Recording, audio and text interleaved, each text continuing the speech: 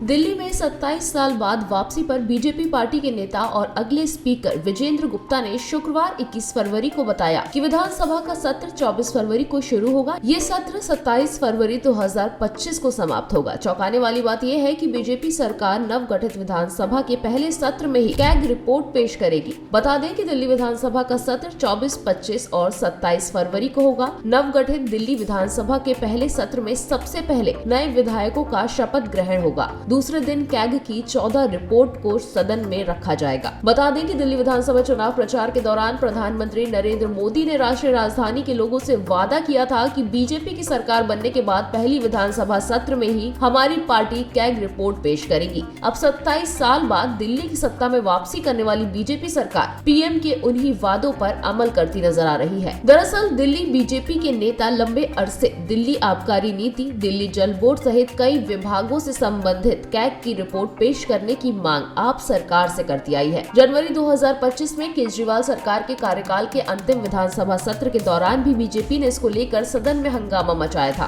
BJP नेताओं का आरोप है कि आप सरकार कैग रिपोर्ट पेश न कर पिछले 10 सालों के दौरान हुए भ्रष्टाचार को छुपाना चाहती है। इसके जवाब में विधानसभा सचिवालय की ओर से कहा गया था कि विधानसभा का कार्यकाल फरवरी में खत्म हो रहा है, इसलिए कैग की रिपोर्ट पेश करने की कोई आवश्यकता नहीं। आपको बता दें कि कैग रिपोर्ट का सरकार और जनता के लिए बड़ा महत्व होता है। ये रिपोर्ट बताती है कि सरकार का पैसा सही तरीके से खर्च हुआ है या नहीं। इसमें सरकारी विभागों, योजनाओं और परियोजनाओं में हुए खर्च की जांच होती है। अगर कहीं घोटाला या गड़बड़ी होती है तो कैग रिपोर्ट उसे उजागर करती है। पिछले रिपोर्टों में दिल्ली में कई योजनाओं में गड़बड़ी के संकेत मिले थे, जिन पर काफी राजनीतिक बहस भी हुई थी।